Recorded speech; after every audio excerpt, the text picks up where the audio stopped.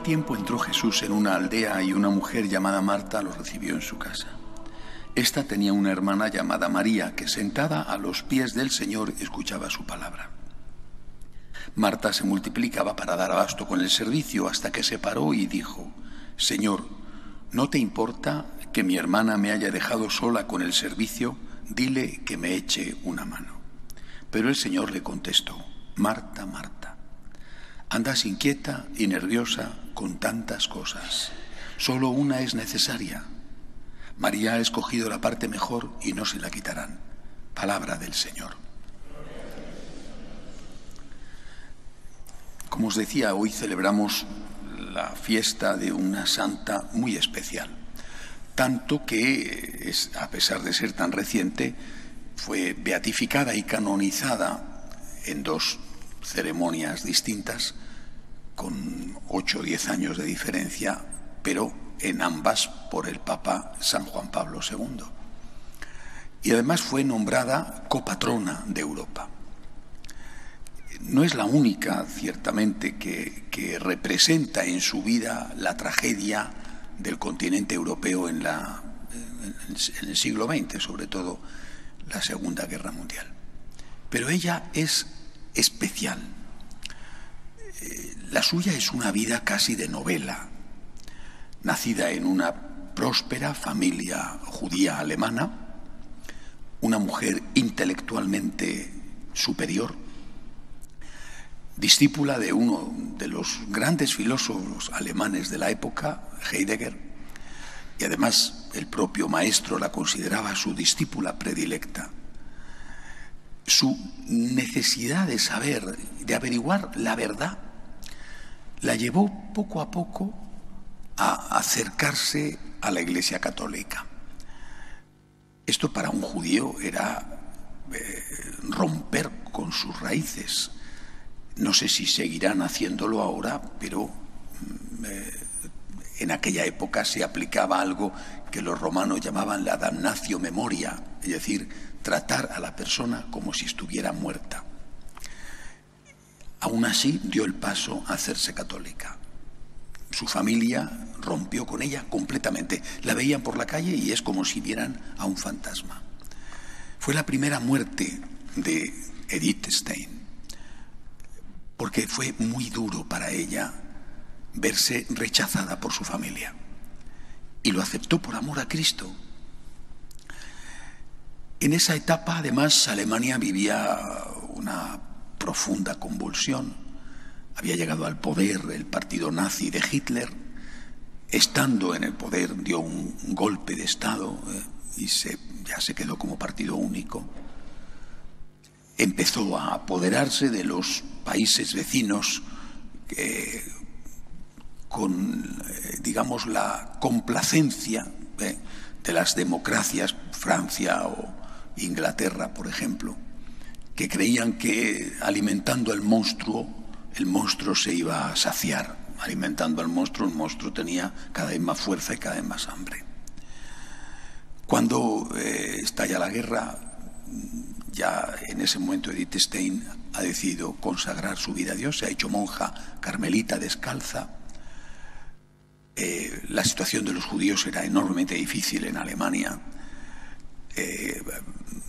Todavía no había empezado la solución final que llamó Hitler, pero ya se les hacía muy difícil conseguir trabajo. Bueno, ella, que ya era católica, fue acogida, como digo, primero en un colegio católico en la ciudad de Speyer, Espira, y después ella entró con las carmelitas descalzas. Antes de que empezara la captura de judíos para llevarlos a los campos de concentración, las monjas carmelitas, temiendo por su vida, la mandaron a Holanda. Holanda fue siempre un país tradicionalmente neutral. Entonces pensaban que allí ella y su hermana, que también se había hecho católica y monja, pensaban que allí iban a estar protegidas. En el Carmelo, en uno de los Carmelos de Holanda, vieron el inicio de la guerra, las persecuciones contra los judíos. Los obispos holandeses Por supuesto, los alemanes no respetaron para nada la neutralidad de Holanda, igual que no respetaron la neutralidad de Noruega o la de Bélgica.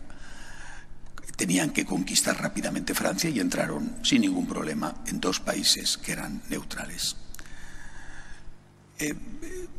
Los obispos holandeses, al ver lo que estaban haciendo los alemanes en Holanda con los judíos holandeses, protestaron. La reacción de los alemanes fue buscar a los pocos judíos católicos que había, entre ellos estas dos hermanas que estaban en el Carmelo. Se presentó la Gestapo, la Madre Superiora en convento de clausura, pero fíjate tú lo que les importaba a los de la Gestapo un convento de clausura. La Madre Superiora se negó a entregarlas a las dos hermanas. Entonces Edith Stein salió voluntariamente. Dijo, no quiero que les maten a todas ustedes. Las metieron en un tren hacia Auschwitz y ese es el último dato que se tiene de ellas, igual que el resto, como corderos llevados al matadero junto con su pueblo de sangre, fueron martirizadas por ser judías, aunque eran católicas y monjas católicas. Por eso decía que representan una síntesis de lo que ha sido esa Europa que se destruye a sí misma. Delante de una persona como ella, brillante intelectualmente, de lo mejor que daba su pueblo, que daba el pueblo judío y el pueblo alemán, pero que renuncia a todo por Cristo y que muere por ser judía, es realmente tan significativo, ¿verdad? Nosotros tenemos que preguntarnos dos cosas. Primera, ¿amamos tanto a Cristo que estamos dispuestos a dar la vida por Él si llega el momento? Esa es la primera pregunta, el ejemplo de una mártir. Y segunda, ¿qué persecuciones hay hoy que nos ponen, quizá no todavía ante la cámara de gas, el pelotón de fusilamiento, el garrote vil, pero sí ante la crítica, la burla, el ostracismo?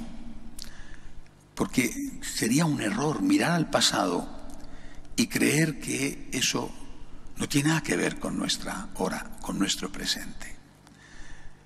Y sería un error porque es mentira. El Papa Benedicto XVI, él cuando fue elegido Papa, eligió el nombre porque se llama José, eligió el Papa de Benedicto, por supuesto por San Benito, al cual tenía y tiene, porque aún está vivo, tiene una gran devoción, pero también por Santa Teresa Benedicta Edith Stein, que es el segundo nombre que ella eligió.